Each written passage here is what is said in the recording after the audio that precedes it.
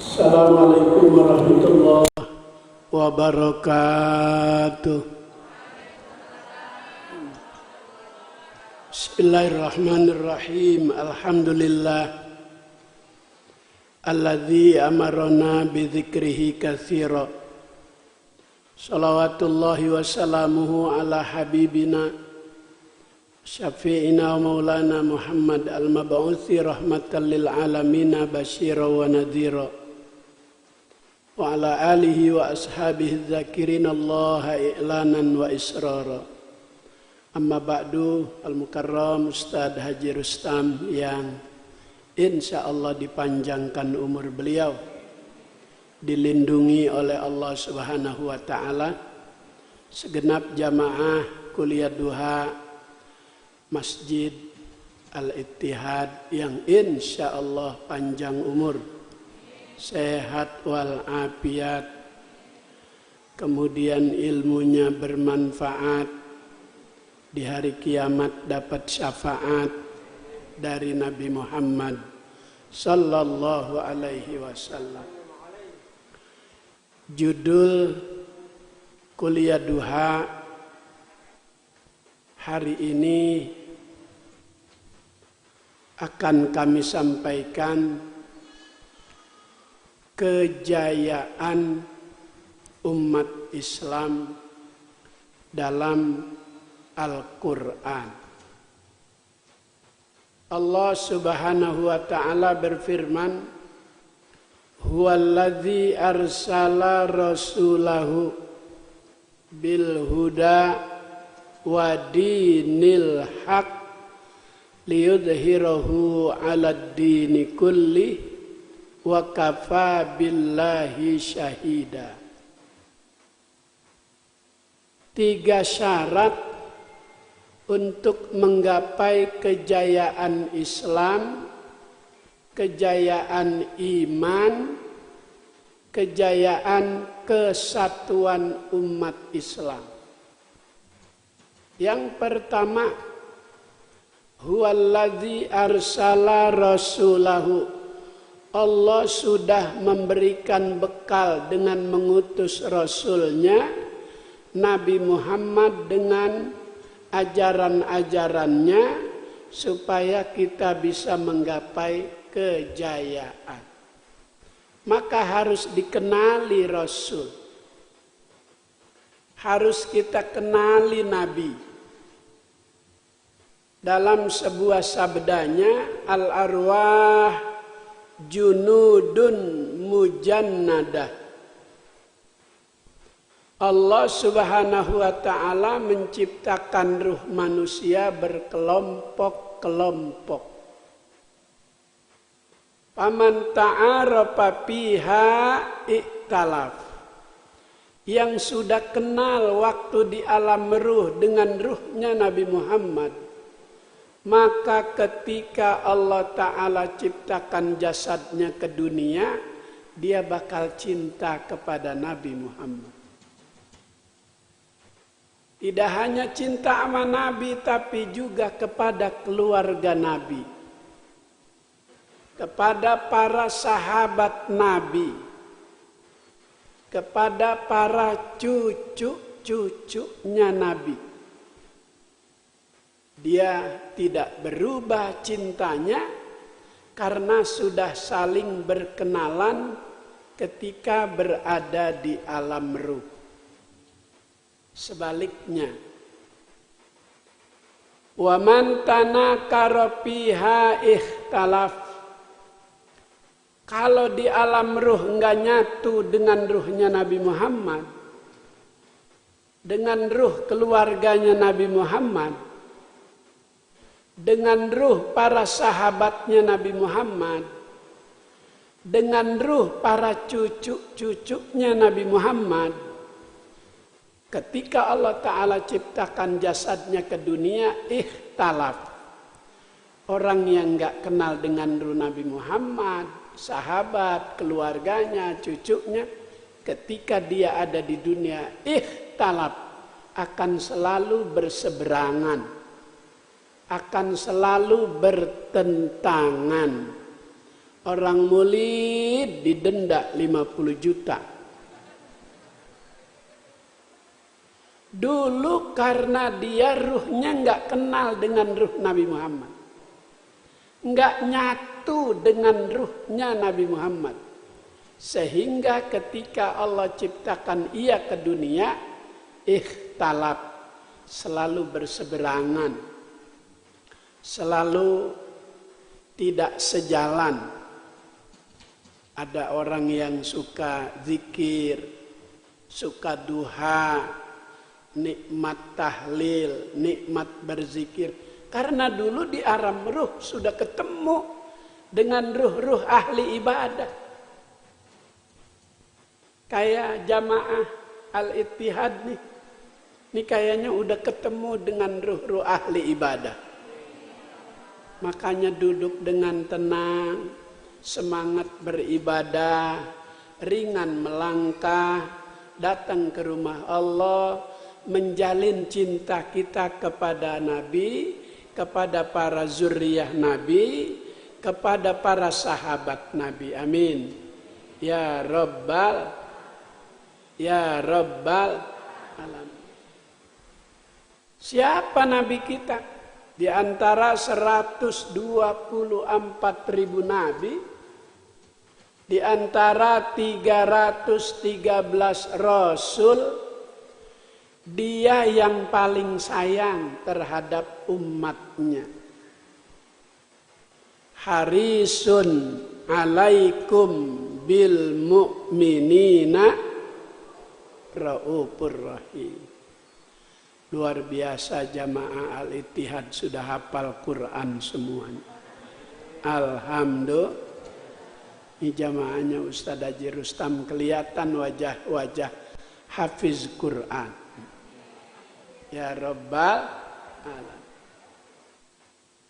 Hafiz Quran itu salah satu di antara minalladzina ya'kulul ardh. Orang yang kalau mati enggak disentuh bumi, enggak dimakan tanah, jasadnya utuh. Amin.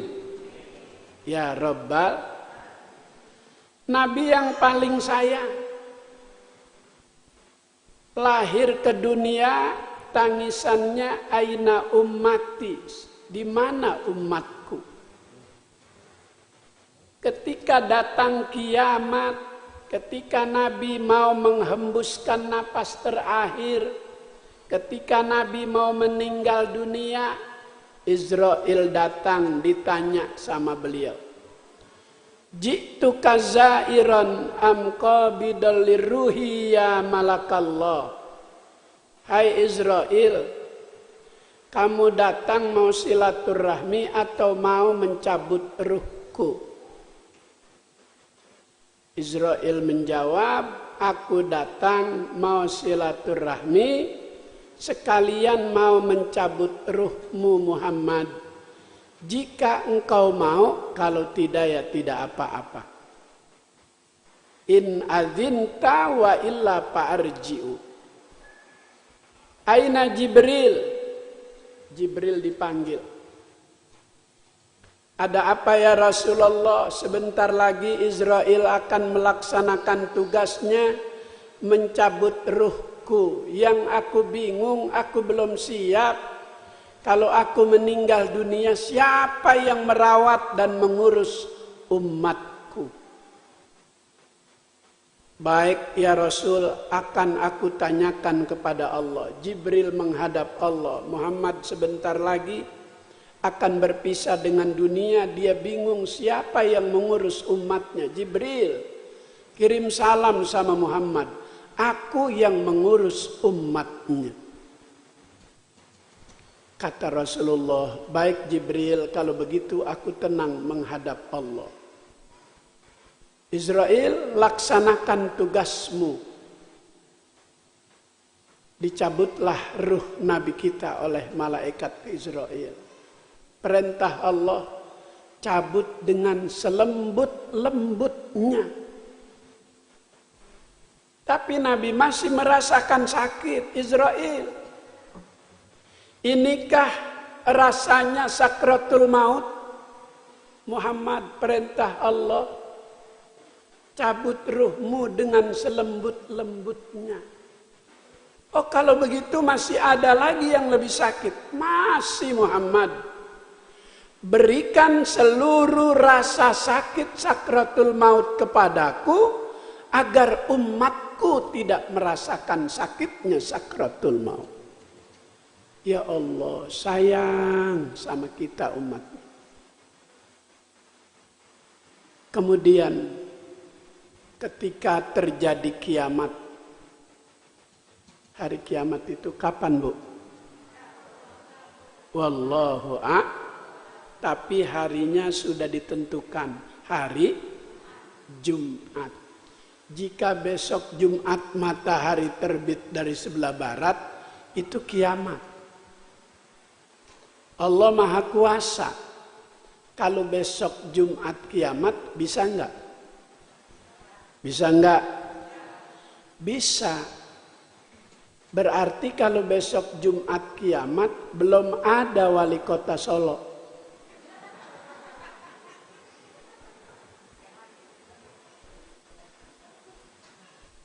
Udah jangan pakai bilang anaknya.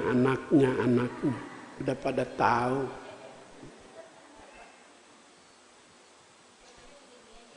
Nggak usah disebut namanya, udah tahu. Begitu terjadi kiamat, Allah perintahkan Jibril cari kuburan Muhammad. Ketika Jibril menemukan kuburan Muhammad, dibangkitkan Nabi dari alam barzahnya, langsung tanya, ayu yaumin hadza ya Jibril? Jibril, ini hari apa? Jibril menjawab, hadza ma wa'adar rahmanu wa sadaqal mursalun.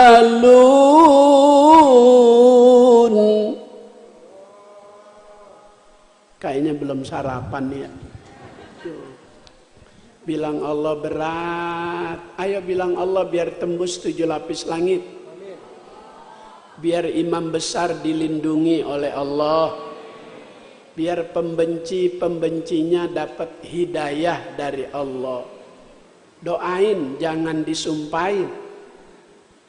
Kalau pembenci Habib Rizik kita sumpahin setruk, kesian nanti kalau presidennya benci, presidennya setruk lagi. Sambutan di istana presiden setruk, kan nggak enak. Maka jangan disumpahin, didoain biar dapat hidayah. Jangan disumpahin, doain. Jangan doain. Jangan doa. Iya. Ceramahnya begini-begini aja ya. Jangan disumpah, doain. Kan disuruh ceramahnya begini-begini aja.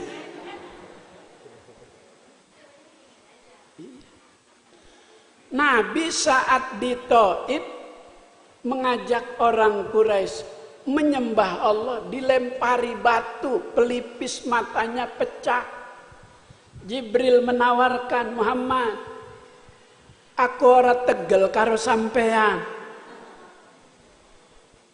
Bagaimana kalau aku angkat Jabal Thaif ini, aku lemparkan kepada mereka yang melempari kamu? Jangan Jibril. Wajar dia melempari aku dengan batu, karena dia tidak tahu kalau aku bakal mengajak kepada keselamatan.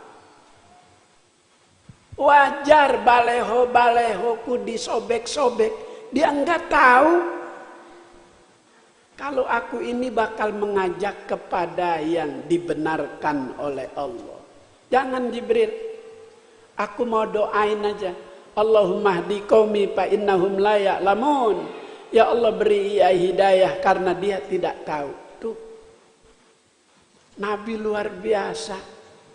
Coba kalau Munawir ceramah di Monas, ditembak gas air mata, kemudian peluru karet, Jibril turun. Munawir, bagaimana kalau Monas aku angkat, aku tibanin mereka. Iya Jibril, tibanin.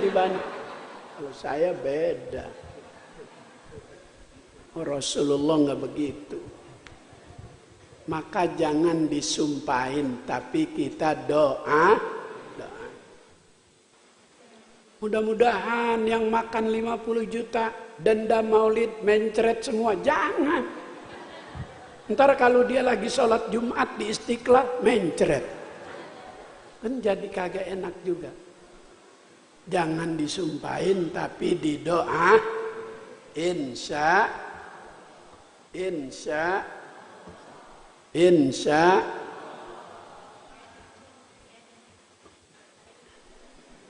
enak nih ceramah di sini, dibantuin ngomong, jadi saya nggak capek-capek.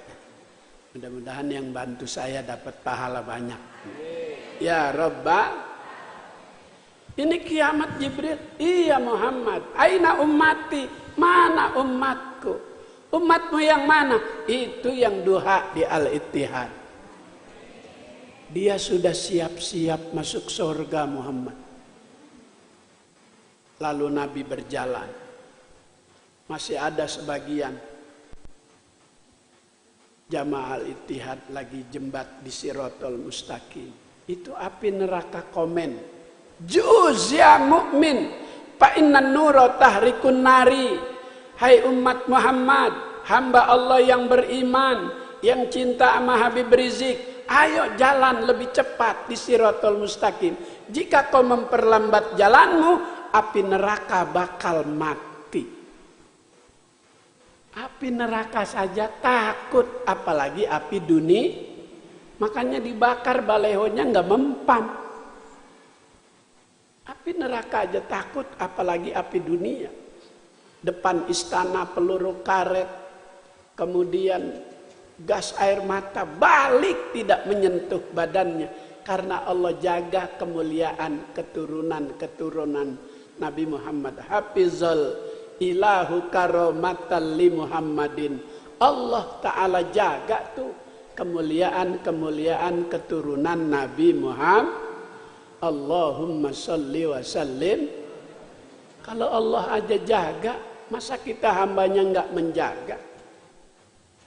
Maka kenali siapa Rasulullah, siapa Nabi kita. Orang yang paling sayang kepada umatnya melebihi sayangnya orang tua terhadap anaknya. Kulluhum yajlisuna fiha, semua nabi, semua rasul udah duduk di kursi yang terbuat dari emas untuk memasuki surga. Ghairu mimbari la ajlisu, kecuali ada satu tempat duduk yang belum diduduki, yaitu kursinya Nabi Muhammad. Nabi Muhammadnya masih bingung. Allah katakan, Muhammad cepat masuk surga. Innallaha ta'ala harramal jannah, Allah ta'ala mengharamkan surga dimasuki oleh orang-orang sebelum kamu yang pertama masuk surga. La ardo wa wahidun min ummati pinnar, aku nggak rela, aku nggak redo, aku masuk surga sementara masih ada umatku yang di neraka. Ya Allah, ditungguin, nggak mau masuk surga kalau masih ada umatnya yang tertinggal di neraka. Nih pemimpin dunia akhirat. Jangan rakyatnya datang mau ngadu masalah kerja, dia tinggal ngeliat bebek ke Kalimantan. Ya Allah, bagaimana mau dicintai itu pemimpin begitu? Rasulullah dicintai karena cintanya luar biasa. Begitu sudah diyakinkan oleh malaikat Malik, Muhammad tak ada lagi di neraka, umatmu yang tertinggal, udah bersih, baru Nabi tersenyum, baru malaikat Malik tersenyum. Satu-satunya malaikat yang gak bisa senyum itu malaikat Malik. Wajahnya selalu menakutkan.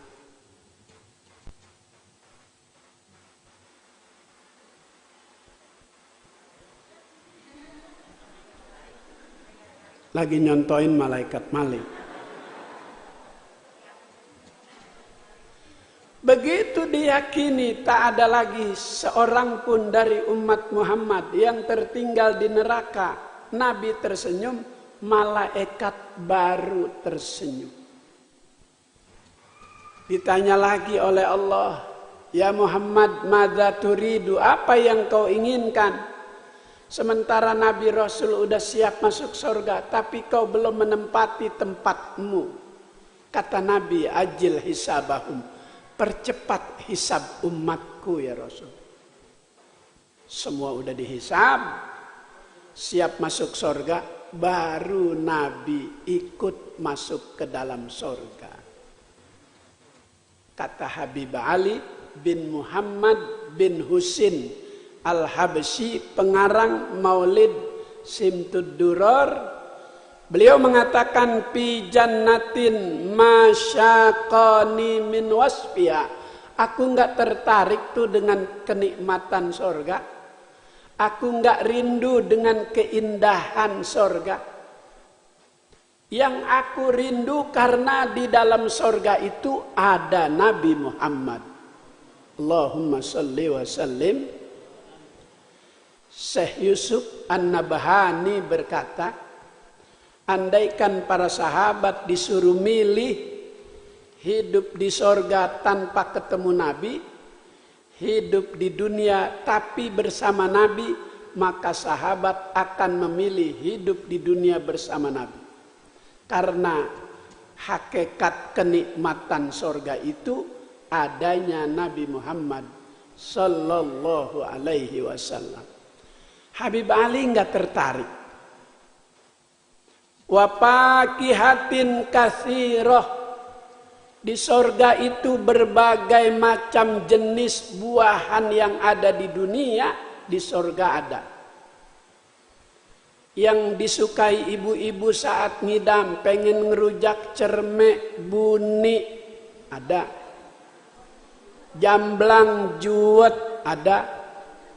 Mangga golek, harum manis, mana lagi, dermayu ada. Pisang Ambon, barangan, tepok, batu, tanduk, angleng, semuanya ada. La maktu'atin wala mamnu'ah, enggak pakai musim, enggak putus-putus, enggak ada pantangan. Di sorga kuat nanti kita makan durian 1 mobil kontainer. Sate 10.000 tusuk. Pak Ustadz, darahnya ntar tinggi. Di sorga nggak ada darah tinggi, darah rendah. Sorga tempat kenikmatan. Wa furushim marfu'ah, tempat tidurnya, kasurnya empuk, tebelnya 70 meter. Kalau kita melepas badan istirahat, mendem 10 meter. Enggak usah dibayangin dari sekarang. Ini pakai nanya bagaimana naiknya, bagaimana naiknya, bagaimana naiknya. Kalau udah waktunya mah bisa naik sendiri.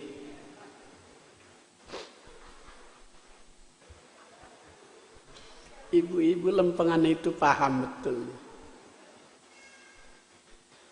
Ketika seorang laki-laki di sorga dapat istri 9, ditindiin, mendemnya tambah 10 meter lagi.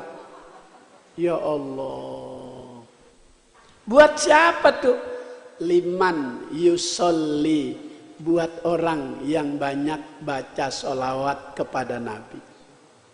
Buat orang yang cinta kepada Allahumma sholli ala sayyidina Muhammadin tibbil qulubi wa dawaiha wa afiyatil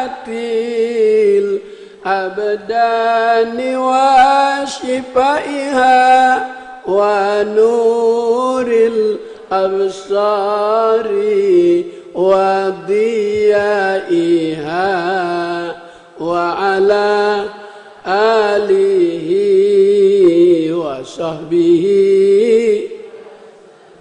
A'maluna bainal qabuli wa raddiha. Amal perbuatan kita antara diterima oleh Allah dan ditolak oleh Allah. Ibadah sholat bisa ditolak jika syarat rukunnya tak terpenuhi. Ibadah puasa bisa ditolak oleh Allah jika syarat rukunnya tidak terpenuhi. Dua yang tidak pernah ditolak oleh Allah, istighfar dan sholawat. Astaghfirullah Rabbal baraya, astaghfirullah minal khataya, Rabbi zidni ilman nafi'an wa wafiqni amalan. Ya Rasulullah salamun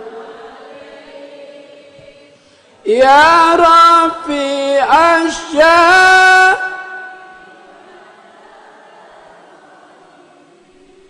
apa tayyajiratal alami. Ya uhailal judi wal karami, ya uhailal judi wal karami. Man aktsara sholata alayya akrabahum minni manzilatan yaumal qiyamah. Siapa yang banyak baca sholawat kepadaku, dia bakal menjadi orang yang duduk dekat denganku di hari kiamat. Amin ya Rabbal. Amin ya Rabbal. Maka sholawat itu obat segala macam penyakit. Nabi umur 7 tahun sakit mata. Kata orang penyakit itu yang paling menderita penyakit gigi. Tapi kita belum pernah melihat ada serombongan ibu-ibu. Kita tanya mau kemana ibu-ibu? Mau jenguk Ibu Khadijah. Kenapa Ibu Khadijah? Sakit gigi. Itu ibu bawa apa di termos? Es campur. Belum pernah kita jumpai. Kata manusia penyakit paling sakit gigi. Sesakit-sakitnya sakit gigi tidak ada rumah sakit gigi. Yang ada cuma dokter gigi. Tapi kalau penyakit mata, ada rumah sakit Aini, rumah sakit mata di Menteng. Ada rumah sakit mata di Kuningan, di Jakarta ada 2. Kata Nabi la wajah kawajail aini. Tidak ada penyakit yang terasa paling menderita kecuali penyakit mata. Maka jika penanganannya kurang maksimal, bakal berakibat fatal. Jika orang yang sudah mulai terkena gejala katarak, itu harus serius penanganannya. Harus dokter ahli. Nggak boleh sembarangan. Kalau sembarangan bisa buta. Ada buta karena penyakit, ada buta karena disakiti. Seperti Novel Baswedan, penyidik nomor 1 di KPK. Begitu ketangkep, mohon maaf nggak sengaja. Saya mau siram perutnya tapi dia nunduk jadi kena matanya. Kayaknya kita udah tahu tuh sandiwaranya. Kita dibohongin karena memang awalnya bohong. Jadi terus bohong. Gedung Kejaksaan Agung habis hangus terbakar. Gedung yang begitu mulia di sebuah negara kok bisa habis kebakaran? Saya tidak mau membicarakan itu karena bukan wewenang saya. Tapi kan sebab kebakaran berkas-berkas koruptor jadi kebakar juga. Kayak berkasnya Joko Chandra koruptor 11 triliun. Habis kebakar berkasnya. Sama berkas Joko-Joko yang lain. Saya nggak mau ngomongin itu. Karena bukan kapasitas saya untuk membicarakan itu. Hah? Apa Bu? Sehat panjang umur? Ya Rabbal. Sadustam kalau udah habis waktunya kasih tahu ya. Masih lama. Memang begitu kalau ahli sorga. Majelis taklim itu kan Riyadul Jannah, taman sorga. Maka pada tenang, nggak ada yang pengen keluar. Saya lihat ini ahli surga semua. Nabi umur 7 tahun sakit mata dibawa ke dokter. Sampai ke dokter, dokternya kagum, kaget. Wahai Abdul Muttalib, engkau orang yang sangat disegani. Kenapa mau datang ke rumahku? Aku bawa cucuku sakit mata.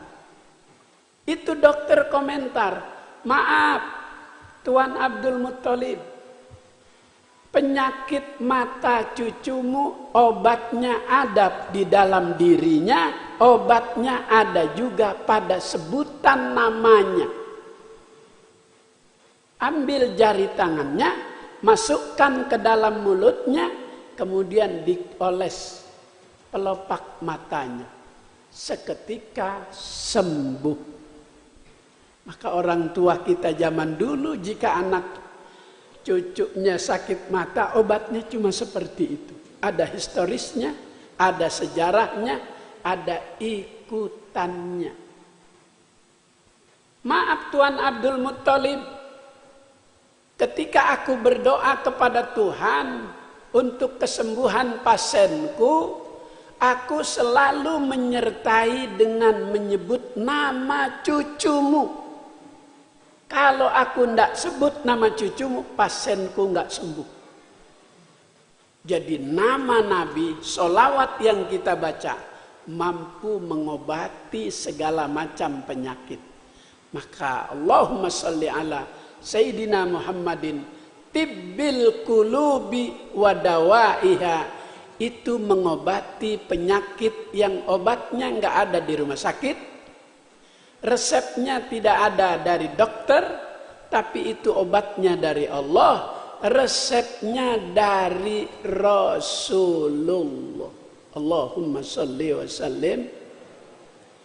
Apa tuh yang pertama? Tibbil qulubi wa dawaiha, penyakit rohani. Iri, hasud, dengki. Hidup bertetangga biasanya suka ada tuh tetangga yang iri, hasud, dengki dengan tetangga yang satunya.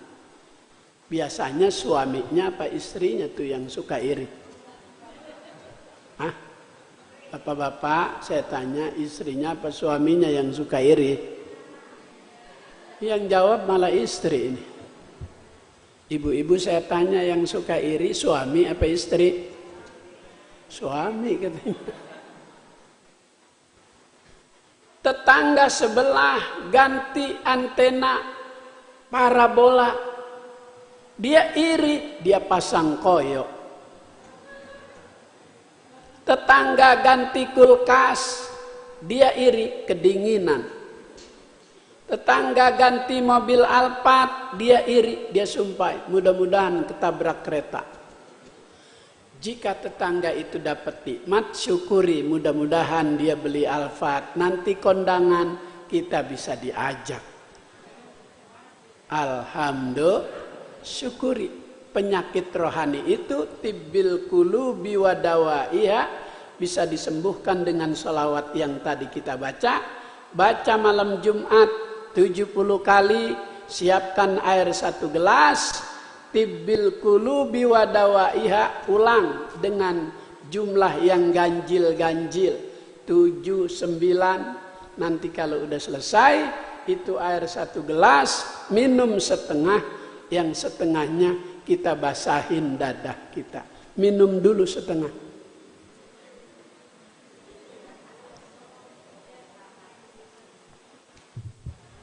Sunnah dari Nabi minum itu 3 kali.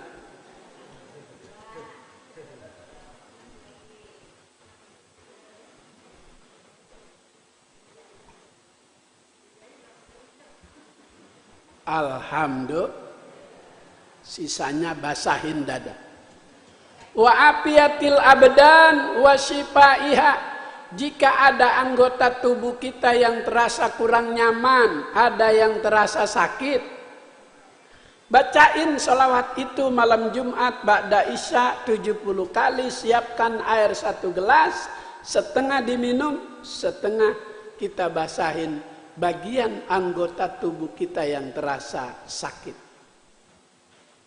Apa yang ada di mata kaki itu yang namanya rematik, basahin mata kaki kita supaya rematik itu tidak ada di kaki kita.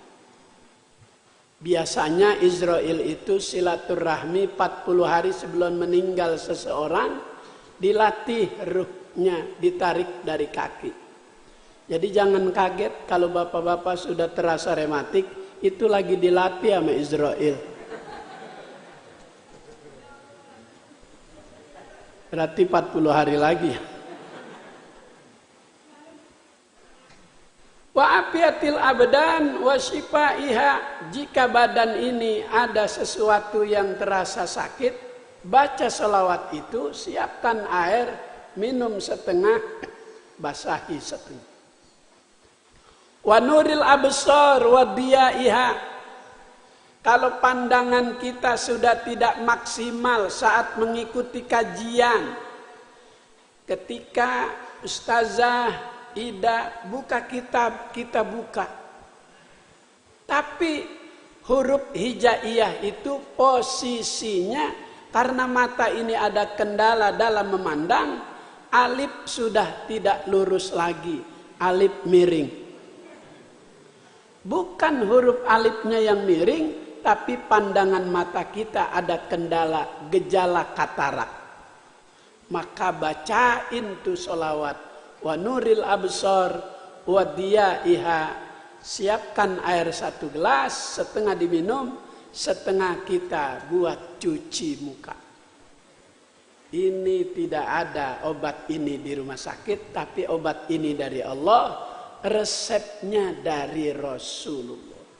1, 3 pilar kejayaan Islam. Yang pertama, kenali Nabi, hidupkan syariat ajaran-ajarannya, karena menghidupkan sunnah Nabi bagian dari cintanya seseorang kepada beliau. Man ahya sunnati faqad ahabbani, wa man ahabbani kana ma'i fil jannah. Siapa yang cinta kepada Nabi, dia bakal mampu menghidupkan sunnah-sunnah Nabi. Sunnah Nabi dihidupkan, ini yang akan menjadi pilar pertama kejayaan Islam. Sayyidina Umar pernah tidak mampu mengalahkan lawan karena ada sunnah-sunnah Nabi yang ditinggalkan. Sepele dilihatnya. Apa itu? Siwak. Siwaki siwaku ambiyai, kata Nabi, siwak yang aku pakai ini siwaknya para nabi-nabi, rasul-rasul terdahulu. Nabi Adam udah pakai siwak. Siwak dalam sejarah kita baca juga banyak menunjukkan sesuatu yang luar biasa. Ketika dalam peperangan jumlah lawan lebih banyak, jumlah umat Islam sedikit. Nabi kita seorang yang piawai dalam membaca strategis peperangan.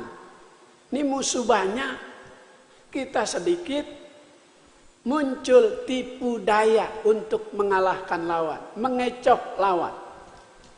Bagaimana?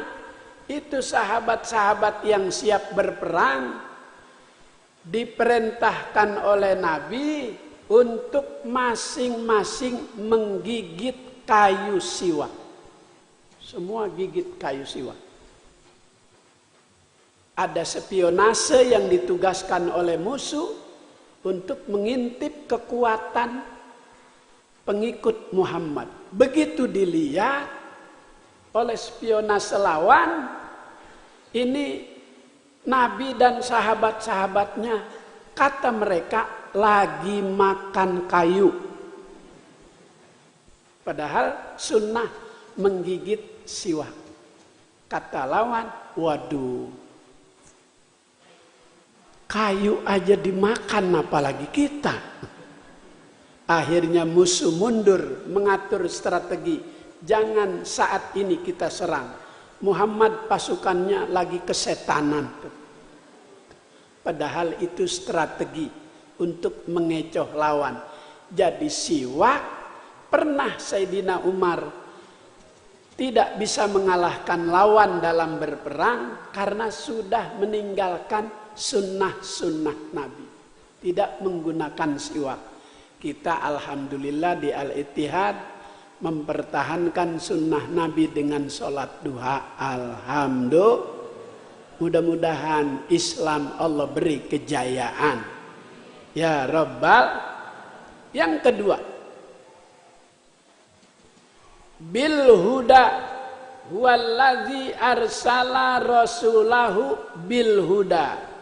Syarat yang kedua untuk menggapai kejayaan Islam bil huda. Dalam tafsir para ulama memaknakan al huda, ada yang bil iman, ada yang bil Qur'an. Jadi modal untuk menggapai kejayaan, perkuat kualitas iman kita. Kalau iman sudah kuat, apa saja perintah Allah tidak ada yang terasa berat. Kata Habib Abdullah bin Alawi Al-Haddad dalam kitabnya Nasaidiniyah, ulama kanal imanu aqwa wal amalu aslah. Orang yang imannya kuat, berbuat baiknya tuh mudah. Tidak ada yang terasa berat. Karena pengaruh iman yang membuat segalanya jadi ringan. Sebaliknya, kullama kanal imanu ada'ab wal amalu aswa. Kalau iman dalam keadaan lemah, berbuat baik itu berat, berbuat jahat itu mudah. Maka bil huda ada yang mengatakan bil iman, ada juga ulama tafsir mengatakan bil Qur'an. Tidak hanya sekedar jadi bacaan, tapi isi kandungannya kita refleksikan dalam kehidupan. Halal kata Quran, halal kata kita.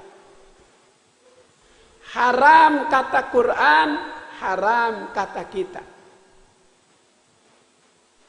Man ja'alal Qur'an amamahu qadahu ilal jannah. Siapa yang menjadikan Al-Quran dalam hidupnya itu sebagai pemimpin, pengarah, petunjuk, maka Al-Quran itu bakal membawa dia ke dalam surga. Sebaliknya, man ja'alal Qur'an khalfahu saqahu ilan nar. Siapa yang menjadikan Al-Quran itu makmum, Al-Quran harus mengikuti intelektual dia yang tidak sesuai dengan alam pikirannya, dengan apa yang dikatakan Allah dalam Al-Quran, dia tidak mau ikuti.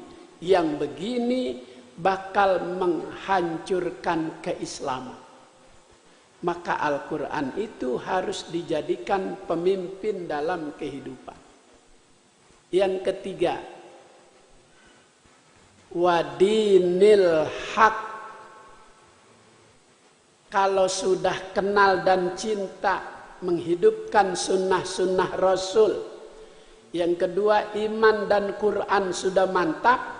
Maka yang ketiga, wadinil haq, agama yang benar, agama yang hak, yaitu agama Islam.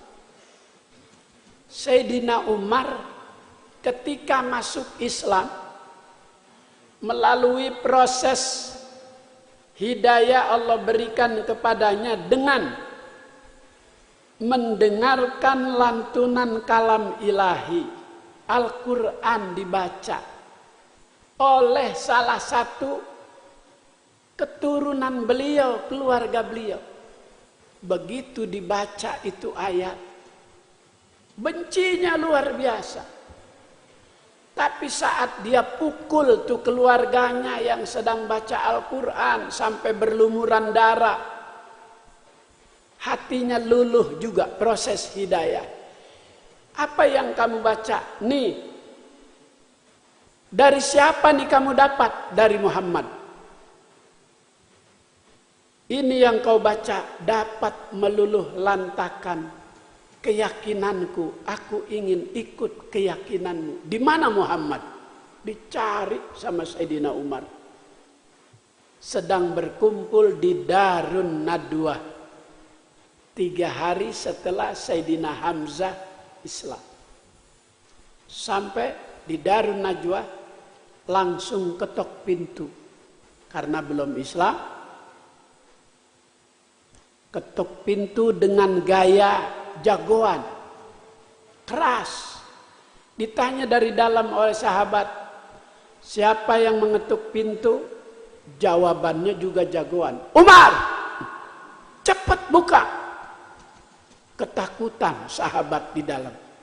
Begitu dengar sebutan nama Umar, kata Sayyidina Hamzah, jika engkau datang ke sini mau ikut bergabung dengan agama yang dibawa oleh Muhammad, aku akan menjadi sahabatmu. Tapi jika engkau ingin mengganggu agama kami, kami yang pertama bakal memenggal batang lehermu. Kata Sayyidina Umar, aku datang mau ikut keyakinan yang kamu dapatkan, hai Hamzah. Berpelukan, ketemu Rasulullah. Sayyidina Umar masuk Islam, diberi gelar Al-Faruq, pembeda. Selesai syahadat, Muhammad ya Rasulullah, bukankah Islam ini dinul haq, agama yang benar? Kenapa ibadah harus sembunyi-sembunyi? Kenapa ibadah dilakukan dengan rasa ketakutan? Setelah Umar masuk Islam ya Rasulullah, mulai saat ini laksanakan perintah Allah secara terbuka, secara terang-terangan. Jika ada yang mengganggu ibadah kita, jika ada yang melarang maulid, lupa. Aku yang akan berhadapan. Tuh Al-Faruq gelar didapatkan, pembeda, beda dengan sahabat-sahabat yang lain. Setan saja takut sama Sayyidina Umar. Begitu mau ke masjid subuh, Rasulullah lihat itu Sayyidina Umar lagi ngiketin setan di pohon korma. Ditamparin satu-satu tuh setan. Kamu nih yang membuat orang jadi kesiangan sholat subuh. Kurang ajar kamu, dicekek tuh setan. Wah, kalau masih ada Sayyidina Umar, habis tuh dicekekin yang nyopotin baleho.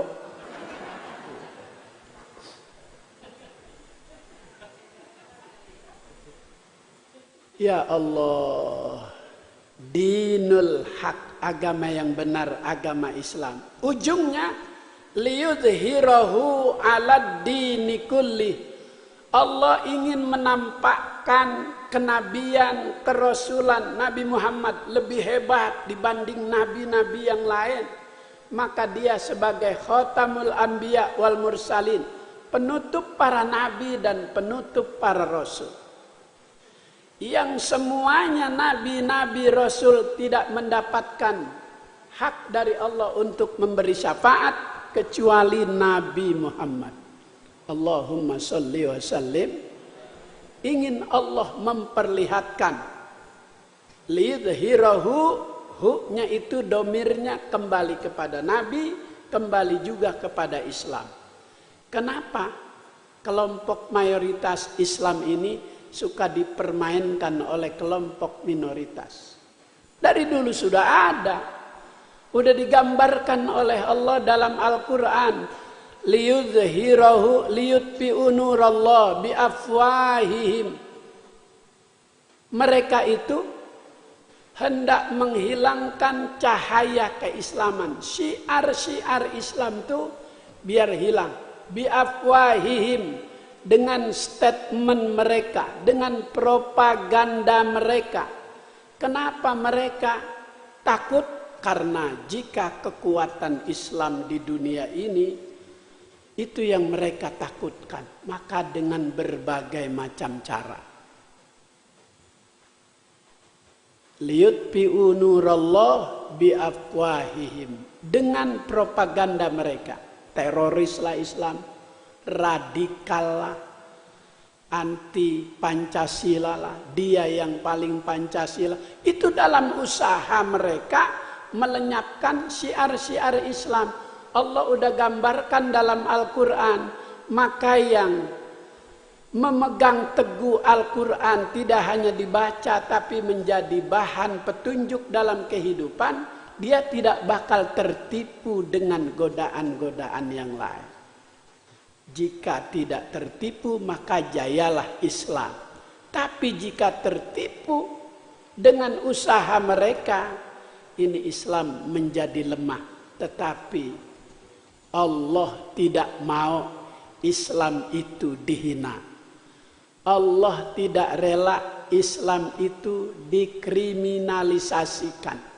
Allah akan tunjukkan kekuasaan balasannya bagi mereka pembenci-pembenci Islam. Kapan?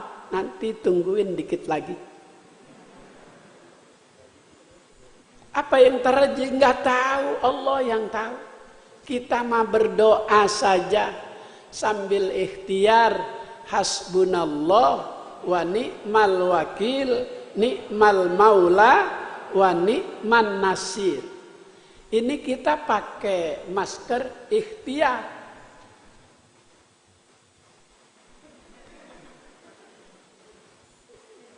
Ikhtiar. Ikhtiar. Kita udah cuci tangan, udah wudu, udah pakai masker, ikhtiar. Setelah itu hasbunallah wa ni'mal wakil, ni'mal maula wa ni'man nasir. Di dalam kondisi begini mengurangi keyakinan kita. Kita mau tanya sahabat kita, enggak kelihatan mulutnya, enggak kelihatan hidungnya. Kalau kita tanya dia jawab apa? Enggak, karena ketutup. Kondisi seperti ini tidak ada yang bisa memberi manfaat. Ma min syai'in fi hadzal zaman illa sholata 'alan nabiyil mukhtar. Enggak ada yang bisa memberi manfaat dalam kondisi seperti ini kecuali istighfar dan sholawat.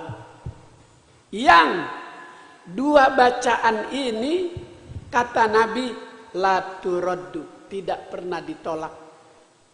Baca paham terjemahnya dapat pahala. Baca tidak ngerti maknanya dapat pahala.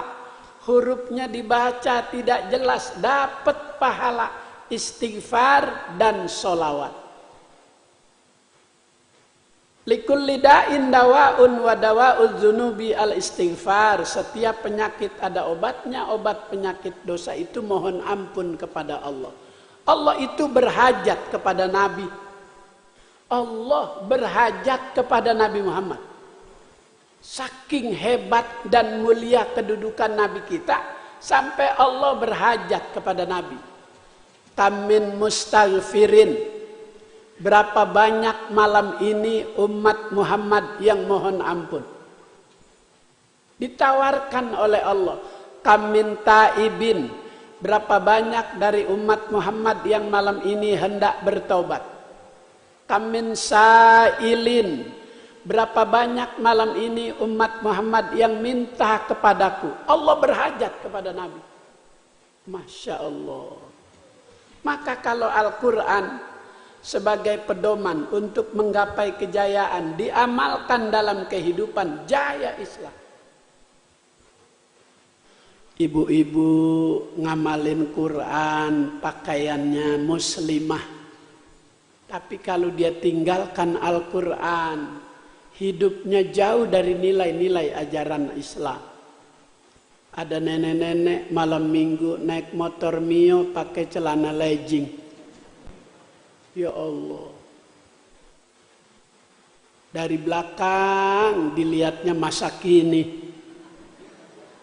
Tapi begitu lihat dari depan masa lalu.